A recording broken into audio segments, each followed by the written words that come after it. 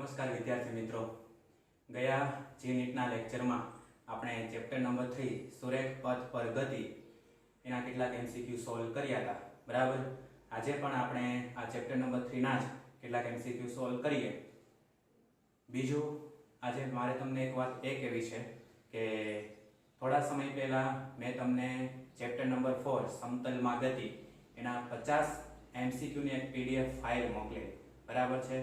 જે વિદ્યાર્થીઓનું હોમવર્ક મારા વોટ્સએપ નંબર ઉપર આવે છે એ દરેક વિદ્યાર્થીને મેં આ ચેપ્ટર નંબર 4 ની 50 એમસીક્યુની એક ફાઇલ મોકલેલી. બરાબર. એમાંથી ઘણા બધા વિદ્યાર્થીઓએ ક્વેશ્ચન છે એ સોલ્વ કર્યા છે અને સ્વાભાવિક છે, તમે ક્વેશ્ચન સોલ્વ કરો એટલે ડાઉટ થાય, તો એમાંથી કેટલાકે મને ડાઉટના પ્રશ્નો પણ મોકલ્યા છે.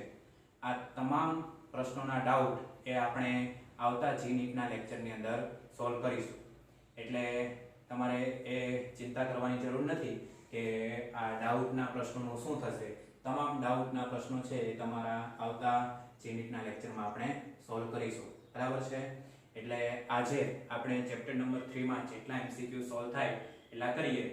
બાકીના વધારાના જે એમસીક્યુ છે એ તમારી પાસે જે મટીરીયલ છે એમાંથી તમારે સોલ્વ કરવાના છે અને એમાં જો ન ખબર પડે તો પૂછી લેવા.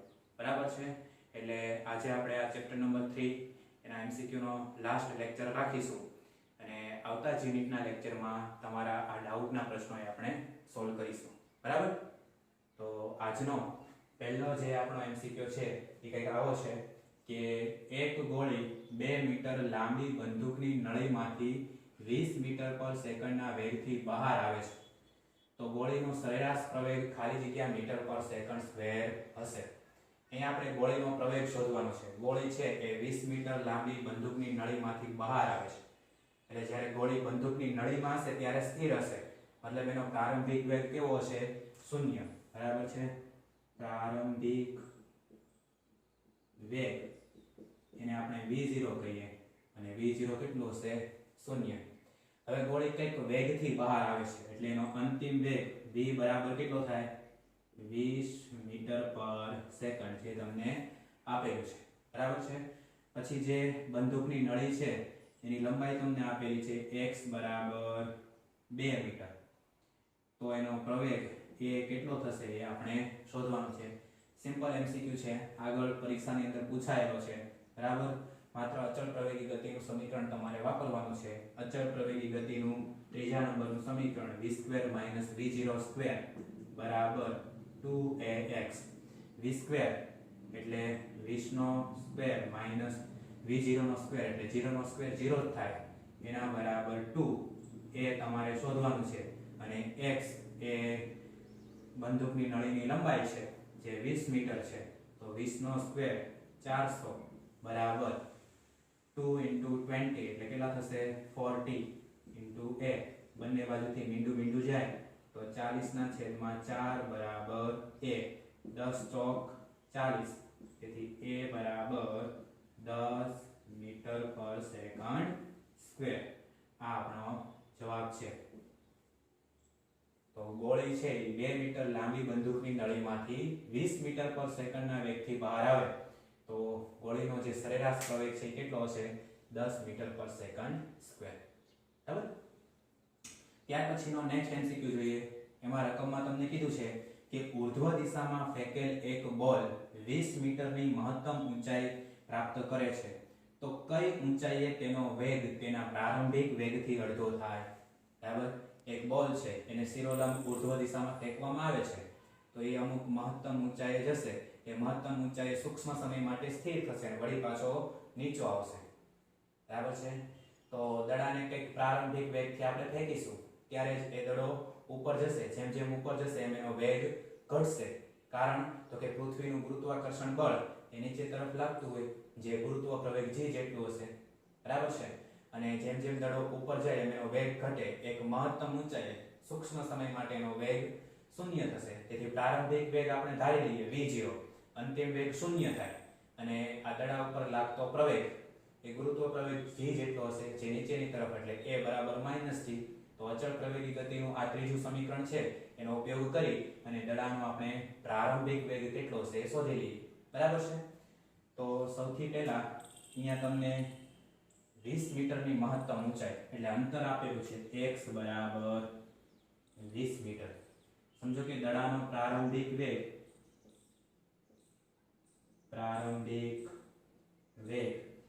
બરાબર v0 છે. અંતિમ વેગ v બરાબર 0 કારણ કે મહત્તમ ઊંચાઈ તો 0 જ થાય. ત્યાર પછી ગુરુત્વ પ્રવેગ a બરાબર -g આવશે. એ બરાબર શું આવશે? -g. આ બધી જ વેલ્યુ આપણે આ સમીકરણની અંદર મૂકી દઈએ. અચળ પ્રવેગી ગતિનું સમીકરણ આપણી પાસે છે v2 v02 બરાબર 2ax.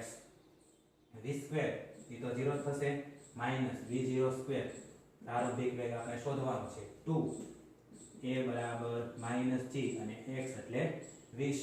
તો આ આવશે -v02 બરાબર -20 દુ 40 g.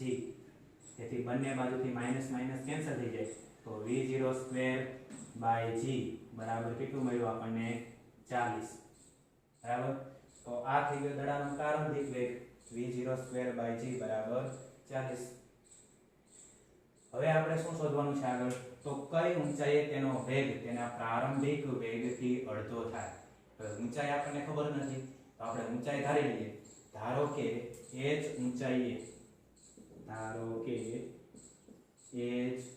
ઊંચાઈએ દડાનો વેગ તેના પ્રારંભિક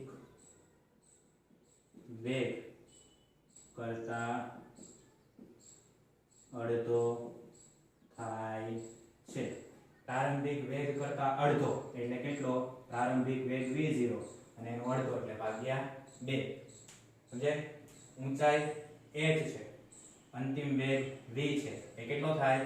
તો કે પ્રારંભિક વેગ v0 કરતા અડધો એટલે કે v0/2. તો આ ઊંચાઈ h કેટલી હશે એ આપણે શોધવાની છે. તો હજી અહીંયા આપણે કેટલી ગણતરી કરવાની છે. આપણે જગ્યા ઘટે છે તેથી પહેલા નંબરનો MCQ હું કાઢું છું. બરાબર. પછી તમે વિડિયો પોઝ કરી અને લખી લેજો. આ પહેલા નંબરનો MCQ હું અહીંથી રિમૂવ કરું છું.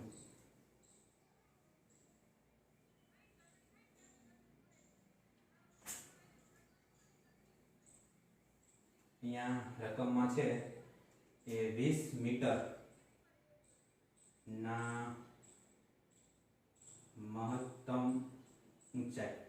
બરાબર છે? 20 મીટરની મહત્તમ ઊંચાઈ છે. ઓકે.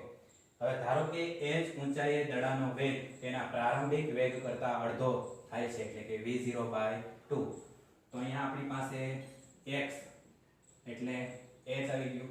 બરાબર. અચળ પ્રવેગી ગતિના સમીકરણમાં x અંતર છે જે આપણી ઊંચાઈ જેટલું થશે અને અંતિમ વેગ v બરાબર v0/2. બરાબર છે? દડાનો વેગ તેના પ્રારંભિક વેગ કરતા અડધો થાય અને પ્રવેગ a બરાબર -g. તો અચળ પ્રવેગી ગતિનું સમીકરણ v2 v02 બરાબર 2ax. v2 એટલે કેટલું મૂકવાનું?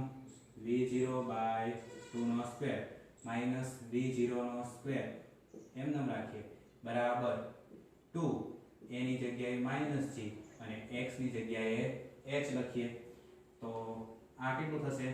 v0 નો સ્ક્વેર 2 નો સ્ક્વેર એટલે 4 માઈનસ v0 સ્ક્વેર બરાબર -2gh આવશે.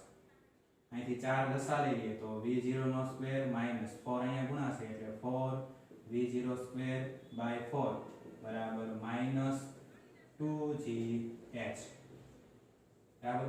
v0 સ્ક્વેર -4v0 સ્ક્વેર એટલે -3v0 square by 4 is equal to -2gh. બંને બાજુથી માઇનસ માઇનસ કેન્સલ થઈ જાય. g ને આપણે નીચે લઈ આવીએ તો 3v0 સ્ક્વેર બાય 4 છેદમાં g બરાબર h 2h. આ 2 ને પણ હજી નીચે લઈ આવીએ તો 3 ના છેદમાં 2 ચોક 8 v0 સ્ક્વેર બાય g એના બરાબર h. આ v0 સ્ક્વેર બાય g એની કિંમત કેટલી છે? 40. તો 3 ગુણ્યા 40 છેદમાં 8 બરાબર h. 4 તેરી 12 એટલે 120 છેદમાં 8 બરાબર h.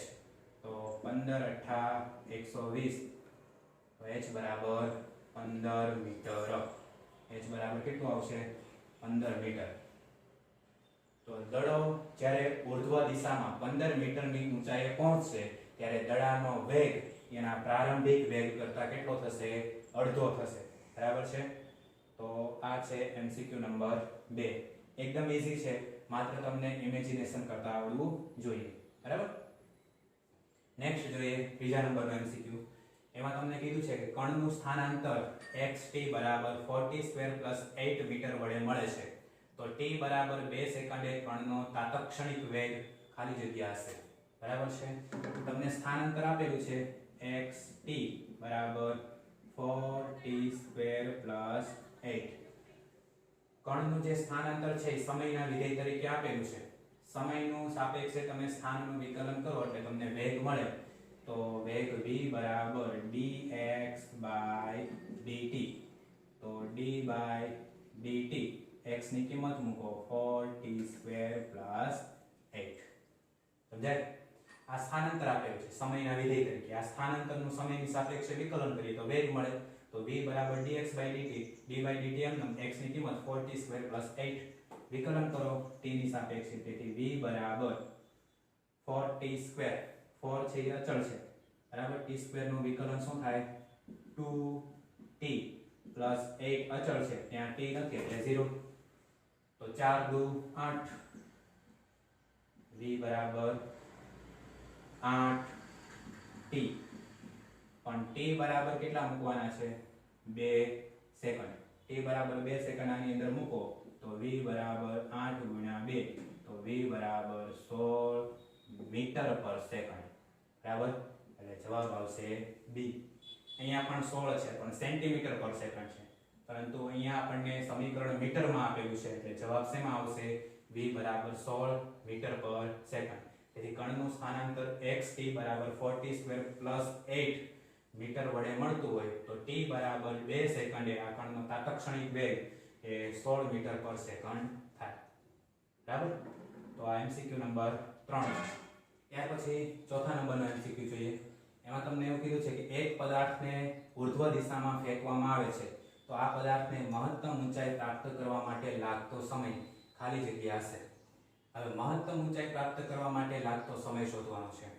આ પદાર્થને છે એ શિરોલંબ ઉર્ધ્વ દિશામાં ફેંકીએ તો કંઈક પ્રારંભિક વેગથી આપણે પદાર્થને ઉર્ધ્વ દિશામાં ફેંકવો પડે.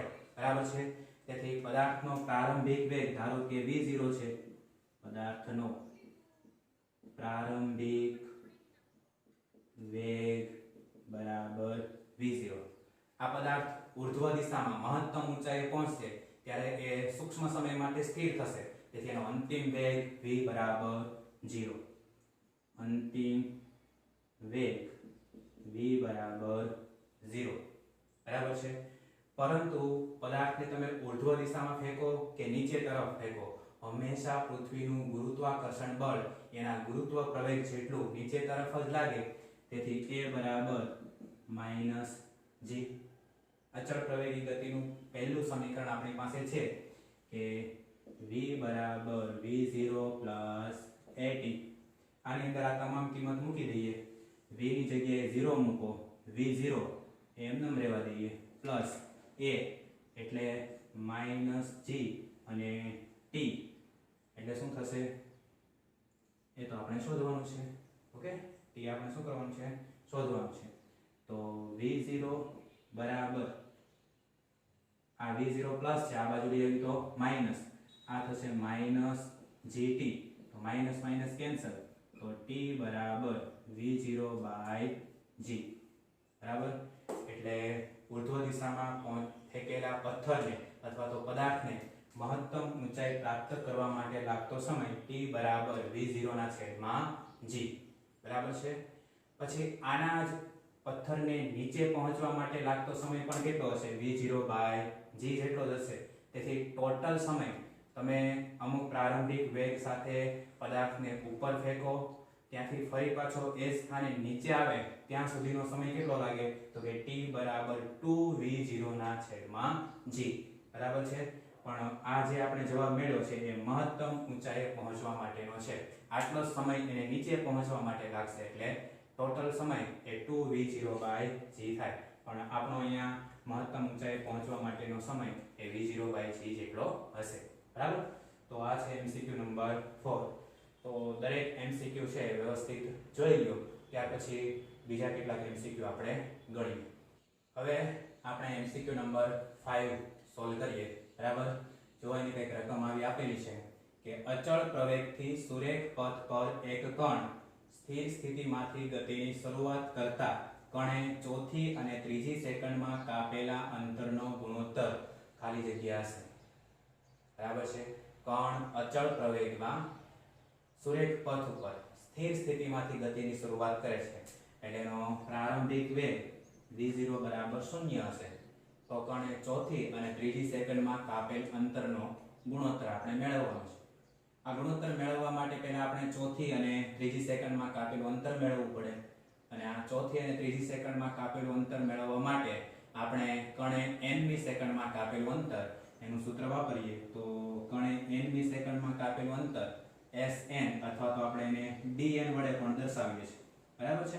dn બરાબર v0 a/2 કૌંસમાં 2n - 1.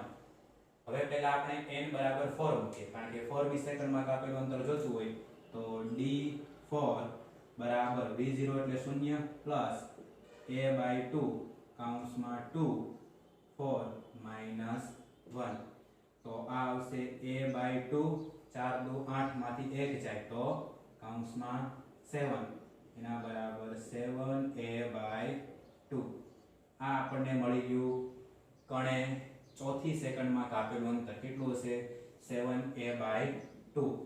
એવી જ રીતે કણે ત્રીજી સેકન્ડમાં કાપેલું અંતર શોધવા માટે આ સમીકરણમાં n બરાબર 3 મૂકીએ તો d3 બરાબર v0 એટલે 0 a/2 કૌંસમાં 2 n એટલે 3 - 1. 3 દુ 6 માંથી 1 જાય એટલે 5. તેથી d3 બરાબર 5a/2. આ તમને મળી ગયું કણે ત્રીજી સેકન્ડમાં કાપેલું અંતર. હવે આપણે ચોથી અને ત્રીજી સેકન્ડમાં કાપેલા અંતરનો ગુણોત્તર મેળવીએ તો d4/d3 એના બરાબર d4 એટલે 7a/2 into d3 એટલે 5a/2 છેદનો છેદ અંશમાં જાય તો 2 2 કેન્સલ, a કેન્સલ, તો એના બરાબર શું આવ્યું 7/5. તો અચળ પ્રવેગથી સુરેખ પથ પર એક કણ સ્થિર સ્થિતિમાંથી ગતિની શરૂઆત કરતા કણે ચોથી અને ત્રીજી સેકન્ડમાં કાપેલ અંતરનો ગુણોત્તર 7/5 આવશે. તો આપણો જવાબ આવશે ઓપ્શન એ 7/5 એ ગુણોત્તર છે. બરાબર. આમ તમને ગમે એટલી સેકન્ડો પૂછે સૂત્ર તો તમારે આ જ વાપરવાનું અને પછી ગુણોત્તર લઈ લેવાનું, એકદમ ઈઝી. નેક્સ્ટ આપણે જોઈએ છઠ્ઠો MCQ.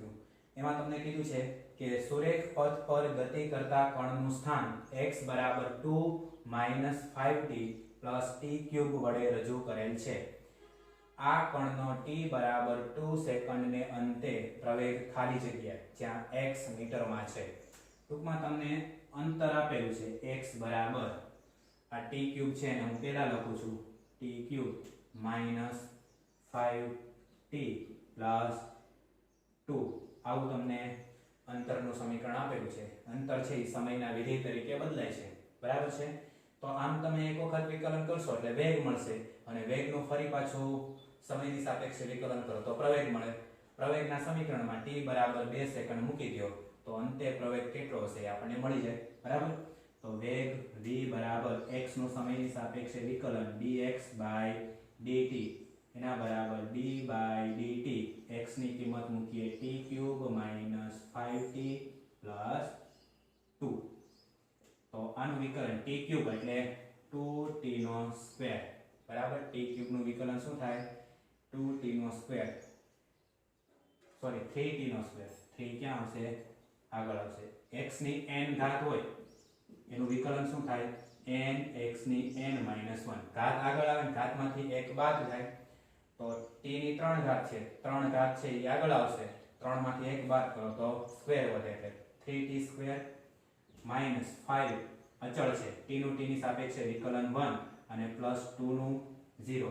તો આ તમને મળી ગયું વેગ v બરાબર 3t² - 5. ફરી એક વખત વિકલન સમજાવી દઉં છું. t³ એમાં ક્યુબ છે એ ઘાત છે એટલે આગળ આવશે ને ક્યુબ માંથી એક બાદ થાય એટલે સ્ક્વેર વધે, તો 3t² એ એનું વિકલન થાય t³ નું. -5 અચળ છે, બરાબર છે, t નું t ની સાપેક્ષે વિકલન 1 પ્લસ 2 અચળ એટલે એનું વિકલન 0. બરાબર, આ સમીકરણ ખાસ યાદ રાખો. હવે તમને વેગ ઉપરથી પ્રવેગ મળે, બરાબર. આ જે પ્રવેગ છે એનું ફરી પાછું આપણે t ની સાપેક્ષે વિકલન કરીએ, સોરી, વેગનું ફરી પાછું t ની સાપેક્ષે વિકલન કરીએ તો પ્રવેગ મળે. તેથી પ્રવેગ a બરાબર dv/dt બરાબર d/dt. વેગની કિંમત કેટલી? 3t² - 5. 3t² - 5 એનું વિકલન કરો, 2 છે એ આગળ આવશે, t² નું વિકલન 2t, તો 3 દુ 6t.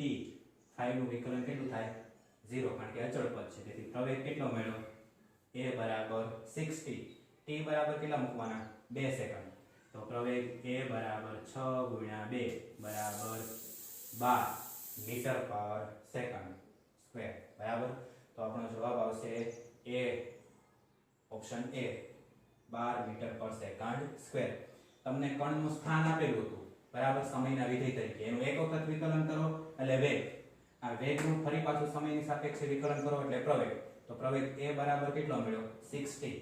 એની અંદર t બરાબર 2 મૂકી દો તો પ્રવેગ આવશે 12 મીટર પર સેકન્ડ સ્ક્વેર. બરાબર, આ થઈ ગયો આપણો MCQ નંબર 6. એટલે કીધું તું કે વિકલન છે તમને ખાસ આવડવું જોઈએ તો જ આ ચેપ્ટર સમજાય. બરાબર, નેક્સ્ટ જોઈએ. એક કણનું સ્થાનાંતર મીટરમાં અને સમય સેકન્ડમાં નીચેના સૂત્ર મુજબ બદલાય છે. સૂત્ર આપેલું છે y બરાબર -2/3t² + 16t + 12. તો આ પદાર્થને સ્થિર થવા માટે કેટલો સમય લાગશે? બરાબર છે. કણનું સ્થાન મીટર અને સેકન્ડમાં આ મુજબ સમયના વિધેય તરીકે બદલાય છે. બરાબર, તો સ્થાન ઉપરથી આપણને વેગ મળી જશે. તો વેગ v બરાબર dy/dt એના બરાબર d/dt. y ની જગ્યાએ શું મુકાય? -2/3t² + 16t + 12. આનું વિકલન કરો t ની સાપેક્ષે તો વેગ મળશે -2/3, અચળ છે બહાર લઈ લઈએ, t² નું વિકલન થાય 2t પ્લસ 16 અચળ છે, t નું t ની સાપેક્ષે વિકલન 1 પ્લસ 12 અચળ છે એનું વિકલન 0. બરાબર, તેથી v -4/3 × t + 16. બરાબર, તો કણનું સ્થાન આપણને શું મળ્યું? સ્થાન આપેલું હતું y બરાબર -2/3t² + 16t + 12. એના ઉપરથી આપણે વેગ શોધ્યો v બરાબર -4/3t + 16. બરાબર છે. હવે તમને કીધું છે કણને સ્થિર થવા માટે કેટલો સમય લાગશે? કણ સ્થિર થાય તો એનો વેગ કેવો થઈ જાય? 0. તેથી અહીંયા v બરાબર 0 મૂકીએ તો 0 બરાબર -4/3 × t + 16.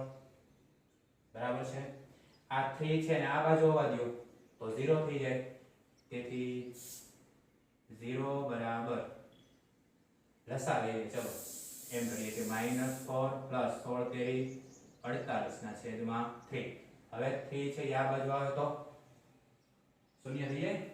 તેથી 0 બરાબર -4 + 48. અહીંયા t તો છે જ હજી, ફરી વાર આખું કરી દો. જો 0 બરાબર -4/3t + 16 છે.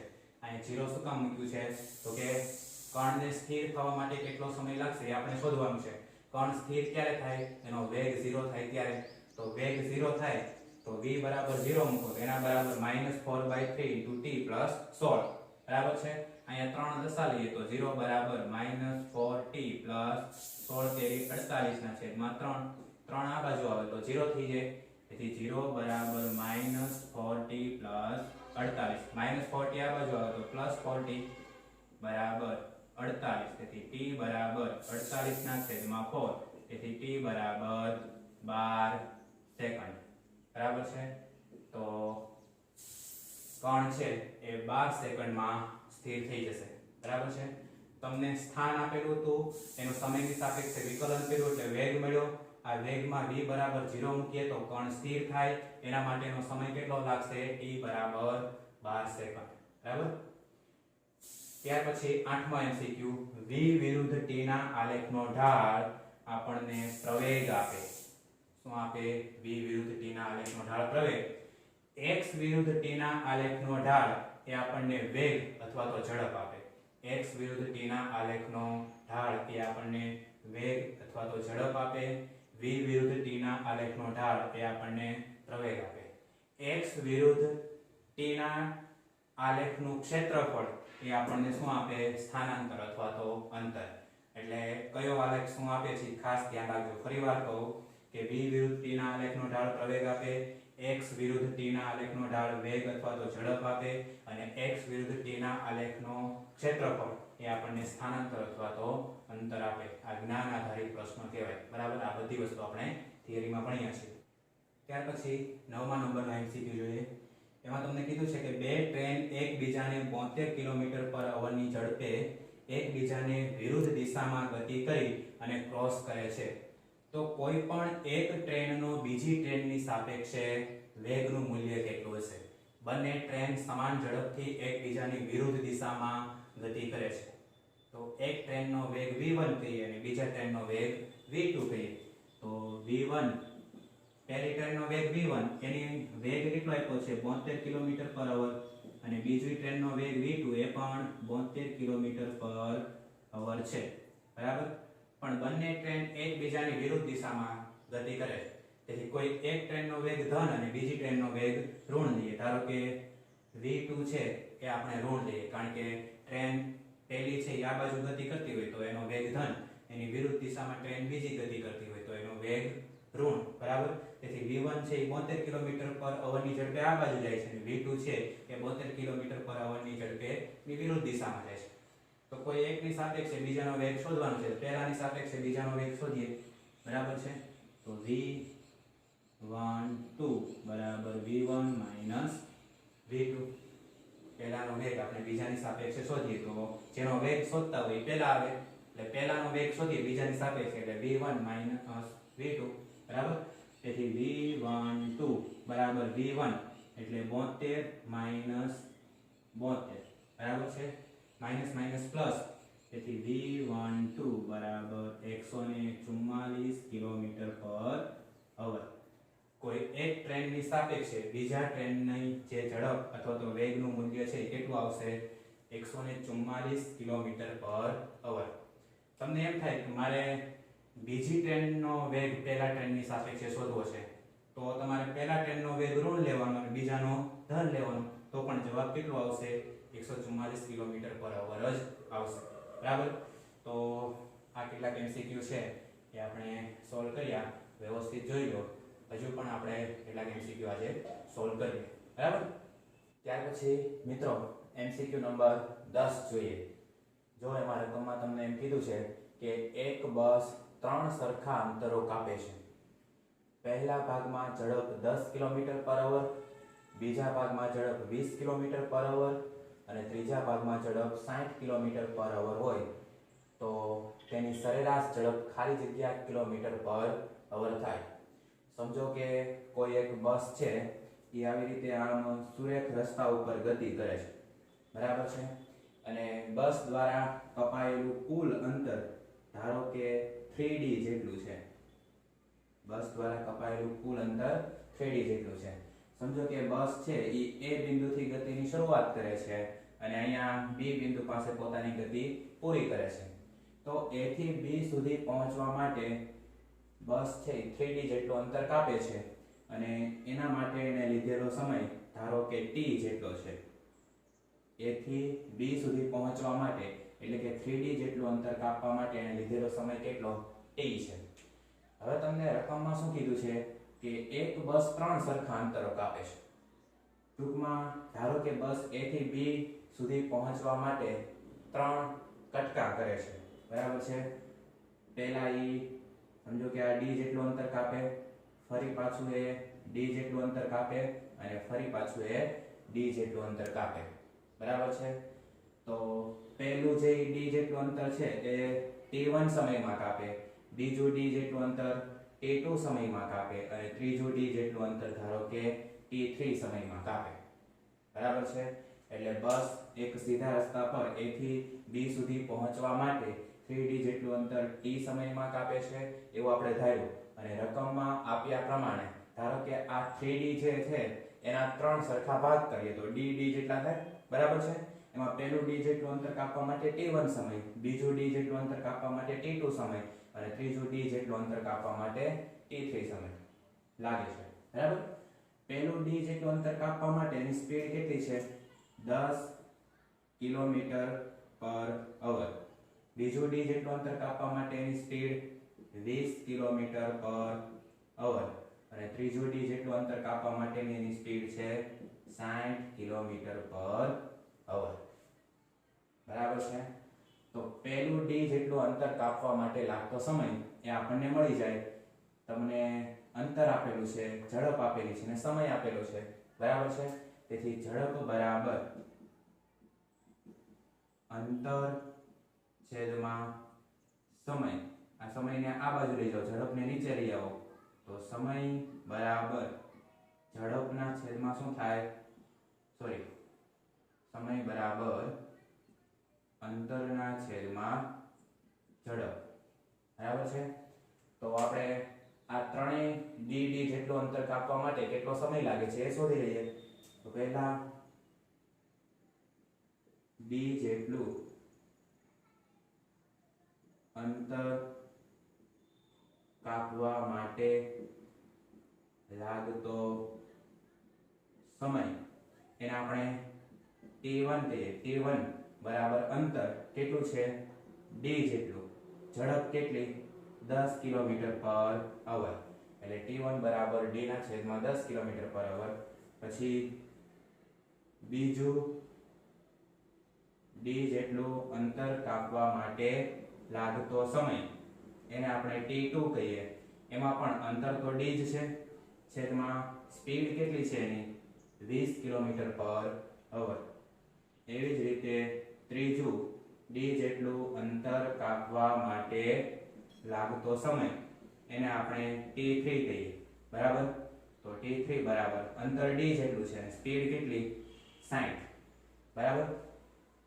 હવે એને આ 3d જેટલું અંતર કાપવા માટે લાગતો કુલ સમય એને આપણે t કહીએ। તો t બરાબર t1 + t2 + t3, t1 + t2 + t3।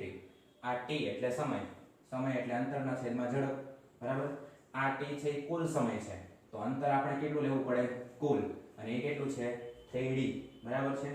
તો t સમય છે એની જગ્યાએ હું અંતર એટલે 3d લખું છું, અંતર કેટલું લખું છું 3d।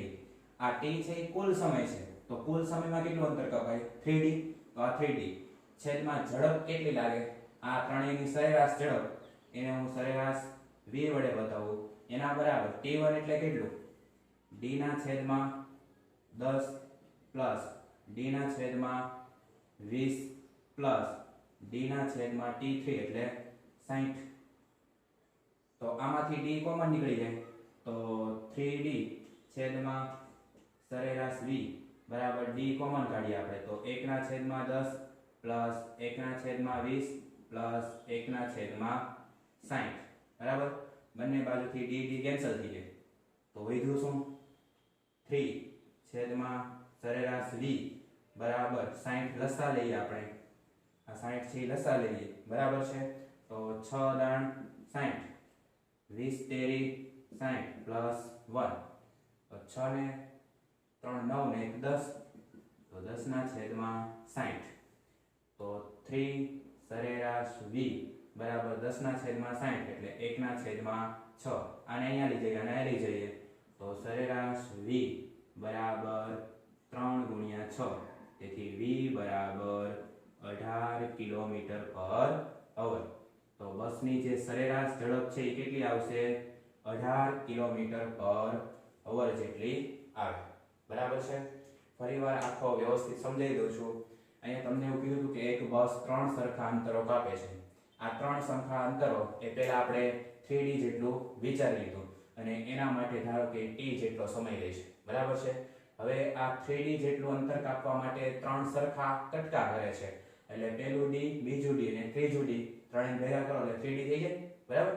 પહેલું d જેટલું અંતર કાપવા માટે ધારો કે t1 સમય લે છે અને સ્પીડ એની 10 km/h, બીજું d જેટલું અંતર કાપવા માટે ધારો કે t2 સમય લે છે અને સ્પીડ છે 20 km/h, અને ત્રીજું d જેટલું અંતર કાપવા માટે t3 સમય લે છે અને સ્પીડ છે 60 km/h, બરાબર છે। તો એને a થી b સુધી પહોંચવા માટે કાપેલું 3d અંતર, લીધેલો સમય t, તો આ જે બસ છે એની સરેરાશ ઝડપ કેટલી હશે? તો એ સરેરાશ ઝડપ મેળવવા માટે પહેલા આ ત્રણેય dd જેટલું અંતર કાપે છે એમાં કેટલો સમય લાગે છે આપણે સમય મેળવીએ। સમય બરાબર શું થાય? અંતરના છેદમાં ઝડપ। તો પહેલા આ d જેટલું અંતર કાપવા માટે લાગતો સમય t1 બરાબર અંતરના છેદમાં ઝડપ, તો d ના છેદમાં 10। એવી જ રીતે બીજું d જેટલું અંતર કાપવા માટે લાગતો સમય t2 અંતરના છેદમાં ઝડપ એટલે d ના છેદમાં 20, અને ત્રીજું d જેટલું અંતર કાપવા માટે લાગતો સમય t3 અંતરના છેદમાં ઝડપ એટલે d ના છેદમાં 60। આમ ત્રણેય dd જેટલું અંતર કાપવા માટે લાગતો સમયગાળો મળી ગયો।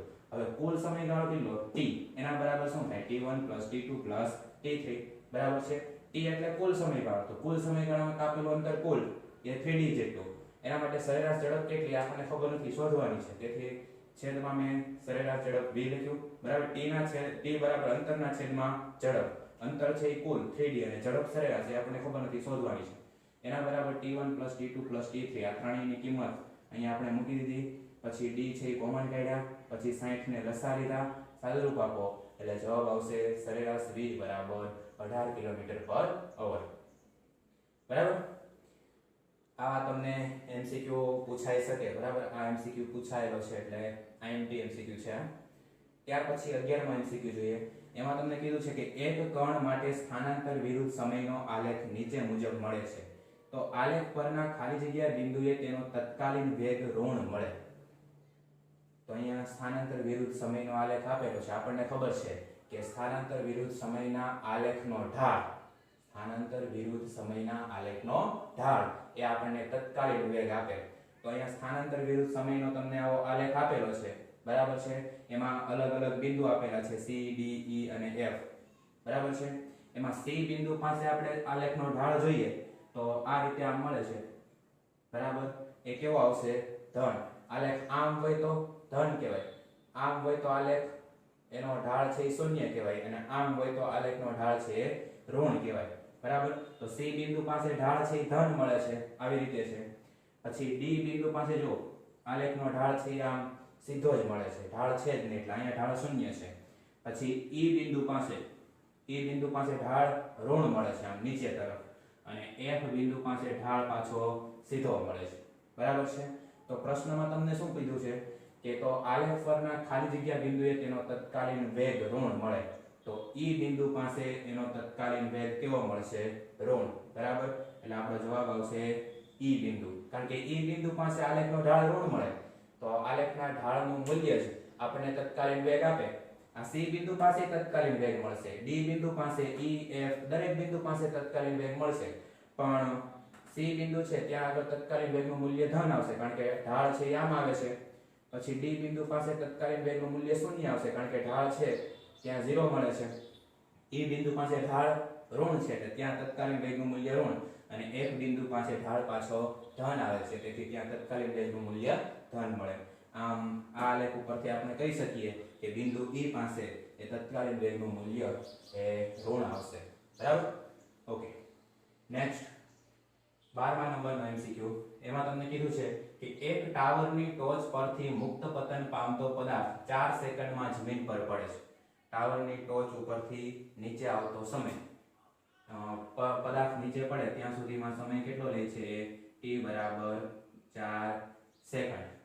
તો આ ટાવરની ઊંચાઈ કેટલી હશે? સમજો કે ઊંચાઈ એને આપણે h કહીએ, એમાં તમારે g એના બરાબર શું લેવાનું છે? 10 મીટર પર સેકન્ડ સ્ક્વેર। હવે t બરાબર 4 સેકન્ડ છે, h ની હાઈટ આપણે શોધવાની છે, g તમને આપેલું છે 10 મીટર પર સેકન્ડ સ્ક્વેર। હવે આપણી પાસે અચળ પ્રવેગી ગતિનું સમીકરણ છે, સમજો કે x બરાબર v0t પ્લસ 1/2 at સ્ક્વેર હવે આ છે નીચે આવે છે પથ્થર નીચે આવે છે એટલે ગુરુત્વ પ્રવેગની દિશામાં જ આવે છે, તેથી x બરાબર v0t પ્લસ 1/2 a એટલે g ઇન્ટુ t સ્ક્વેર, બરાબર છે. હવે આ x છે એની જગ્યાએ આપણે હાઈટ લઈ લઈએ કાયમની ટાવરની, બરાબર. એ ટાવરની હાઈટ કેટલી હશે h.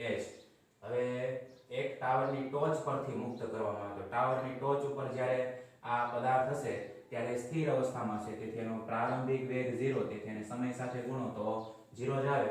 એના બરાબર પ્લસ 1/2 g કેટલું લેવાનું છે 10 t સ્ક્વેર એટલે 4 નો સ્ક્વેર કેટલો થાય 16, બરાબર. આ આવશે 5 અને 16 પંચા 80, તેથી h બરાબર 80 મીટર. ટાવરની ઊંચાઈ કેટલી આવશે 80 મીટર આવશે, કારણ કે ટાવરની ટોચ ઉપરથી આપણે પદાર્થને મુક્ત કરીએ છીએ. જ્યારે ટોચ ઉપરથી પદાર્થને મુક્ત કરતા હોય ત્યારે એનો પ્રારંભિક વેગ 0 થાય. નીચેથી તમે ફેંકતા હોય ને પદાર્થને ઉપર તો એનો અંતિમ વેગ 0 થાય. આ ખાસ યાદ રાખજો. ફરીવાર કહું, જ્યારે આપણે કોઈ પદાર્થને નીચેથી ઉપર ઉર્ધ્વ દિશામાં ફેંકતા હોય ત્યારે એનો પ્રારંભિક વેગ 0 ન હોય, ત્યારે એનો અંતિમ વેગ 0 થાય. અને જ્યારે પથ્થરને કે કોઈ પદાર્થને ઉપરથી નીચે ફેંકવામાં આવે ત્યારે એનો પ્રારંભિક વેગ 0 હોય, બરાબર છે. એટલે આપણે અચળ પ્રવેગી ગતિનું સમીકરણ વાપર્યું x બરાબર v0t પ્લસ 1/2 at સ્ક્વેર. તેથી પ્રારંભિક વેગ 0 છે એટલે v0t છે એ આખું પદ જ 0 થશે. આ x એને આપણે ટાવરની ઊંચાઈ ગણી લઈએ તો એને હું h કહું છું, પ્લસ 1/2 gt સ્ક્વેર. g બરાબર તમારે 10 લેવાનો છે, t સ્ક્વેર, t બરાબર 4 એટલે 4 નો સ્ક્વેર 16, તો 2 પંચા 10, 16 પંચા 80, તો h બરાબર 80 મીટર એ ટાવરની ઊંચાઈ આવશે, બરાબર. 12મા નંબરનો MCQ. નેક્સ્ટ 13મો MCQ જોઈએ. એમાં રકમ આવી આપેલી છે કે સ્થિર સ્થિતિમાંથી શરૂ કરી કણ અચળ પ્રવેગી ગતિ કરીને 20 સેકન્ડમાં 144 કિલોમીટર/અવર ની ઝડપ પ્રાપ્ત કરે છે, તો 20 સેકન્ડમાં કાપેલું અંતર કેટલું થશે, બરાબર છે. અચળ પ્રવેગી કીધું છે એટલે અચળ પ્રવેગી ગતિનું સમીકરણ આપણે વાપરીએ. જુઓ, સ્થિર સ્થિતિમાંથી ગતિની શરૂઆત કરે છે એટલે એનો પ્રારંભિક વેગ 0 હશે, બરાબર છે. અંતિમ વેગ v બરાબર કેટલો આપ્યો છે તમને 144 કિલોમીટર/અવર. સમય આપેલો છે 20 સેકન્ડ. તમારે અંતર d કેટલું થાય એ શોધવાનું છે, બરાબર છે. આ 44 કિલોમીટર/અવર છે ને મીટર પર સેકન્ડમાં ફેરવીએ આપણે તો v બરાબર 144 કિલોમીટરને મીટરમાં ફેરવવા માટે 1000 વડે ગુણીએ છેદમાં અવર એટલે 1 કલાકના સેકન્ડ 3600. આના બરાબર આ 2 મીંડા ગયા, આ 2 મીંડા ગયા, 36 ચોક 144, 10 ચોક 40 મીટર પર સેકન્ડ. આ તમને શું મળી ગયો વેગ મળી ગયો. હવે અંતર શોધવાનું છે. અચળ પ્રવેગી ગતિના સમીકરણ ઉપર ડાયરેક્ટ અંતરનું સૂત્ર લખું છું, d બરાબર v પ્લસ v0/2 * t, બરાબર. આ સૂત્ર યાદ રાખજો, અચળ પ્રવેગી ગતિના સમીકરણ ઉપરથી લખેલું છે, બરાબર. d બરાબર v પ્લસ v0/2 * t. તો v કેટલું છે 40. v0 પદાર્થ છે એ સ્થિર સ્થિતિમાંથી ગતિની શરૂઆત કરે છે, તેથી પ્રારંભિક વેગ 0/2 * t કેટલું 20 સેકન્ડ, બરાબર. 40/2 એટલે 20 ગુણ્યા 20, 20 ગુણ્યા 20 એટલે 400 મીટર, બરાબર. એટલે જવાબ આવશે C, 400 મીટર. સ્થિર સ્થિતિમાંથી શરૂ કરી કણ અચળ પ્રવેગથી ગતિ કરીને 20 સેકન્ડમાં 144 કિલોમીટર/અવર ની ઝડપ પ્રાપ્ત કરે તો આ 20 સેકન્ડમાં કણ દ્વારા કપાયેલું અંતર કેટલું હશે 400 મીટર, બરાબર છે. તો આવા MCQ છે એ પરીક્ષાની અંદર પૂછાય. લગભગ બધી જ રીતના MCQ મેં તમને અહીંયા કરાવ્યા છે ત્રીજા ચેપ્ટરના, બરાબર છે. તેમ છતાંય અમુક રીત જો બાકી રહી જતી હોય તો તમારી પાસે જે કાંઈ મટીરિયલ હોય એમાંથી તમે સોલ્વ કરજો અને તમને જો કાંઈ નવી રીત જાણવા મળે તો મને કહેજો, બરાબર છે. એ MCQ ફરી પાછા આપણે સોલ્વ કરીશું. અત્યારે જેટલી રીતો આવતી હતી અચળ પ્રવેગી ગતિના સમીકરણો, અંતર, ઝડપ, બરાબર છે, સરેરાશ વેગ, સરેરાશ પ્રવેગ, ત્યાર પછી તત્કાલીન વેગ, તત્કાલીન પ્રવેગ, પછી સમયના વિધેય તરીકે તમને સ્થાન આપેલું હોય, વેગ આપેલું હોય, એના ઉપરથી આપણે પ્રવેગ, વેગ દરેક વસ્તુની આપણે અહીંયા પ્રેક્ટિસ કરી છે. પછી nમી સેકન્ડમાં કાપેલું અંતર, પદાર્થને નીચેથી ઉપર તરફ ફેંકવામાં આવે ત્યારે એનો કેટલો સમય લાગે, હાઈટ કેટલી હોય, નીચે આવવા માટે કેટલો સમય લાગે, તમામ સૂત્રોને અહીંયા ઉપયોગ કરી અને લગભગ ઘણા બધા MCQ આજે આપણે અહીંયા સોલ્વ કર્યા અને આગળના લેક્ચરમાં પણ સોલ્વ કર્યા છે. બરાબર, એટલે હું માનું છું ત્યાં સુધી કોઈ રીત આમાં બાકી રહેતી નથી. બરાબર, એટલે આવતા લેક્ચરમાં આપણે તમારા જે ડાઉટ છે એ ડાઉટ સોલ્યુશનનો લેક્ચર રાખીશું. બરાબર છે, ત્યાં સુધી આ દરેક MCQ આજે ચાલેલા છે વ્યવસ્થિત જોઈ લ્યો. આવતા લેક્ચરમાં આપણે આ ડાઉટના MCQ સોલ્વ કરીશું. બરાબર, ત્યાં સુધી જય હિન્દ, જય ભારત.